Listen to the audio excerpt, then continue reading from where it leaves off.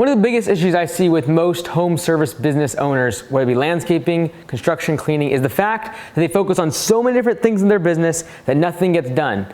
And in reality, if they just focus on one or two key things in their business, it would dramatically change the course of their company. They'd grow much faster, they'd be much more profitable, and their life would stay in more balance. So today I'm going to tell you exactly which are the 1, 2, or 3 things you should be focused on in your business based upon what your revenue is.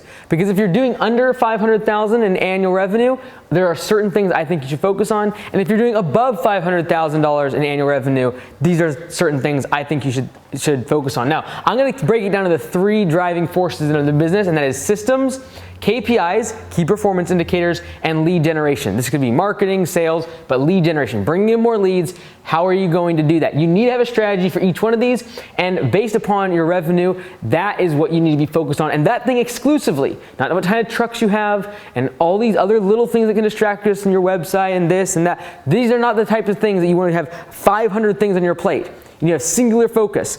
Okay, what's the one thing I got to work on, and then nail that. All right, that will dramatically change your business because most people try to do 500 things and in doing so get nothing done. So we're going to talk about systems. The first thing we want to talk about when it comes to a system for a $0 to $500,000 business is their estimate process. Now, you should have a process in place and a system in place for making sure that when an estimate comes in, when someone asks for a quote, that there is a process in place to make sure you get to their house efficiently, that you look at the property, you assess what needs to get done, you talk to the client, whatever it might be, have a process for when you're at the property with the customer, what do you give them? What kind of literature do you give them? How do you wrap up the talk, the interaction? How do you take a video after that interaction for your crew? And then how do you get the estimate, actually the proposal, sent back via email or text message back to the customer in a timely manner? There needs to be an estimate process. The reason this is so important is because one of the things that we so often at times neglect is the fact that time is one of the most important things that our customers have. And they're willing to part with their money before they're willing to part with their time. And so if you're going to take 5 days to get to their property, and another 3 days to send them the quote, and when they click accept, another week to get them on the schedule for 3 weeks down the road, you're literally talking about weeks before you actually solve their problem. And they don't want to go find 5 contractors and ask for a bunch of estimates and call a bunch of people. They just want someone to take care of their problem. And so you've got to have an estimate process so you can efficiently and very quickly get to the client's property, assess what needs to get done, and send them a proposal. And then when it's accepted, make sure that it's getting on the schedule as soon as possible. All right, that is an estimate process. There needs to be certain systems in place to ensure that it's done efficiently. Now, the system that you need to implement if you're doing above $500,000 in annual revenue is going to be P for P. Now, everyone always says you're trying to sell software. Here's the deal. We still don't make money on P for P. I lose money every single month on P4Psoftware.com. I truly believe that pay for performance, if you're doing above $500,000 in annual revenue, is the only thing you should be focused on right now. It is the only thing. It'll change your business. It completely changed the way I thought about my business, the way I thought about my employees, the way their interaction with me, and more importantly, the profitability of the business dramatically improved. I have yet to ask anyone to ever ask me for a raise since the day that I instituted P4P out in the field. The reason for that is because the harder they work, the more money they make. The more skills and experience they get, the more money they make. P4P is the perfect meritocracy that you are trying to look for, and right now you're scrambling around trying to find entry-level laborers at hourly rates. You're trying to track their trucks. You're paranoid whether they're on their phone, whether or not they're working hard. P4P will solve these problems if you actually institute it and do everything inside of the system. All of that can be found at P4Psoftware.com. Now, I'm not going to go too far above $500,000 in annual revenue. On LandscapeBusinessCourse.com and MBAforentrepreneur.com, I'm going to do a long video, probably 40 minutes long, next week, and go quite a bit further down the road in terms of what you'd be focusing on. But I know the vast majority of my audience here on YouTube are in these 2 categories. So now we're going to go ahead and look at KPIs. What KPI or key performance indicator, what sort of data do you need to be focused on? Because there's so much you can be focused on. There's hundreds of key indicators in your business and data and numbers that you can track, and everyone's like, you should focus on this and this and this. I'm going to give you exactly what you need to focus on. First and foremost, you need to focus on close ratio. If you're doing $0 to $500,000 in annual revenue, the only number you need to be tracking, in my opinion, is close ratio. Close ratio determines how fast you're going to grow. Close ratio determines how profitable you're going to be. You say, how is it possible that close ratio determines how profitable you're going to be? I can guarantee you if you raise prices and increase your profits, your close ratio will go down. I can guarantee you that if you have a 90, 95, 85% close ratio, which means that 80, 90% of your estimates are getting accepted, I can guarantee you you're leaving profit on the table. I can guarantee you that if you raise your prices 10, 15, 20% and dropped your close ratio down to 60 or 70%, you'd be dramatically more profitable in your business. Close ratio is simply the number of estimates that were accepted divided by the total number of estimates that were sent out to customers. You're gonna get a percentage there. And if you're under 50%, typically you're gonna be not growing as fast. If you're doing 60, 70, 80, 90% of your estimates being closed, in other words, being accepted by the customer, guarantee you're probably growing very quickly. All right, so KPIs, key performance indicators, there's hundreds of them. Lots of them. If you listen to my channel, you've heard lots of them. But if you're doing under 500,000 in revenue, the only thing I care about is close ratio.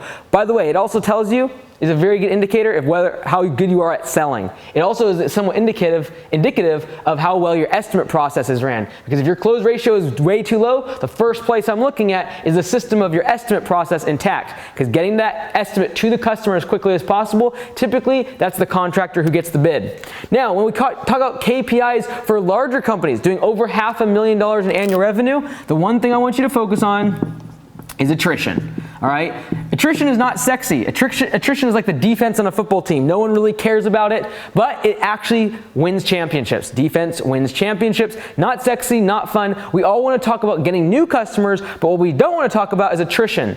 And that is losing customers. Every single day, every single week, every single month, there's a percentage of your customers leaving because they're unsatisfied with the service, they're unsatisfied with your office and not answering the phone and your communication, unsatisfied with any part of what you're doing for your business, your professionalism of it, or potentially just the fact that they move away, they pass away.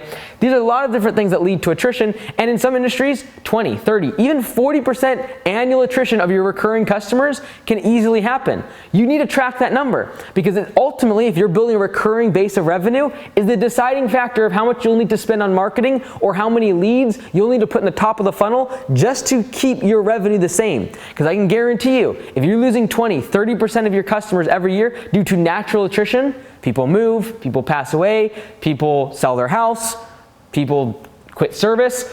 If you're losing 20 or 30% of your customers, that means just to break even with the revenue that you did last year, you're gonna have to get 20 to 30% of new customers coming in the door. If you can half your attrition by increasing the communication, your professionalism, making sure your service is top notch. If you can increase or decrease your attrition, decrease the amount of people leaving by half, you could theoretically, in a matter of just several years, double your business just by making sure your attrition is lower.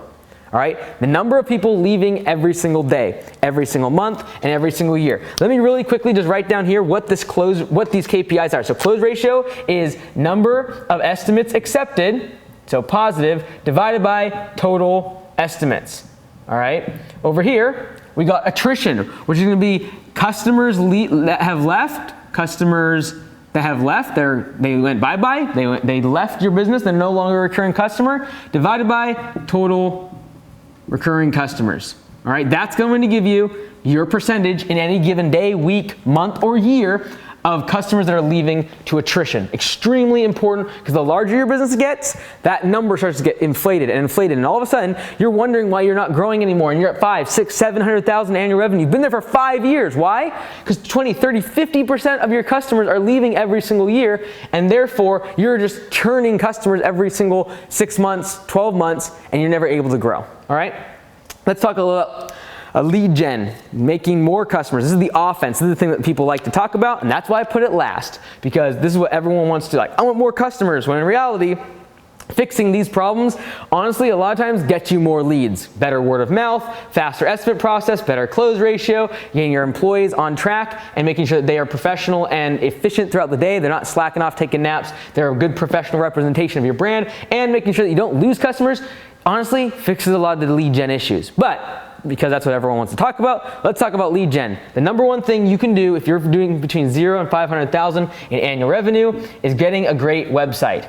A great website that is mobile friendly, fast to load, has great SEO, search engine optimization. These are things that we talk about all the time at lawncarewebdesign.com. I am completely biased because I have a web design firm and we do hundreds of lawn care and landscaping websites, as well as home service webdesign.com, where we do other types of industries, contractors, cleaning, garage doors, we do flooring companies, the whole 9 yards. I know all about websites and search engine optimization and making sure your Google listing is dialed in. And when you get a website with us, I will literally give you a tutorial on how to make sure your Google listing is optimized and make sure it's running well and getting your reviews. All of these things are extremely important, especially at this level. Now, when you get into past 500,000 in annual revenue, because everyone's gonna say I'm biased in this one, let's move along, because I actually think this next one is just as, if not more important, especially as your business is growing, and that is upselling. That is, how do I take my warm customers, the customers that have already done business with me, either in the form of asking for a quote and they denied it, or I actually sold them on recurring services or a one-time project, but now I'm going to upsell them into a different type of service. I'm going to cross-sell them into a different type of service. These are the hidden gems of a $500,000 business, because if I can just take all my existing customers and upsell them on 20% more revenue by giving them a different service or potentially a different type of package that's a little bit bigger, if I can do that, I can literally add $100,000 in revenue. And by the way, that is the most profitable revenue usually, is adding to your existing customer base, adding revenue there. But if I can go from 500,000 to 600,000, I can literally do that by just adding 20% to the annual value of each customer. And I can do that through upselling. How do you do that? You stay in contact with your customers. This is something at copilotcrm.com we are making sure we have here in the next couple months, and that's the ability to be able to send out one-click estimate emails.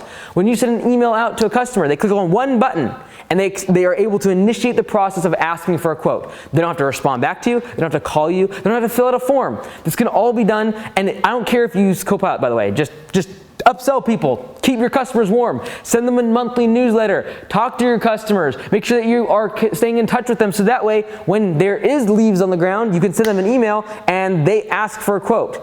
These are the type of things that you can absolutely do. And this is why in home service, it's so beautiful, is because if someone asks for one service, there's a really good chance that they need other services done. Because if they're the type of person that has their lawn mowed, there's a really good chance they're not going to be installing mulch by themselves. There's a really good chance that they're not going to pressure wash their driveway. They're the type of person that has someone else and they hire someone else to do it.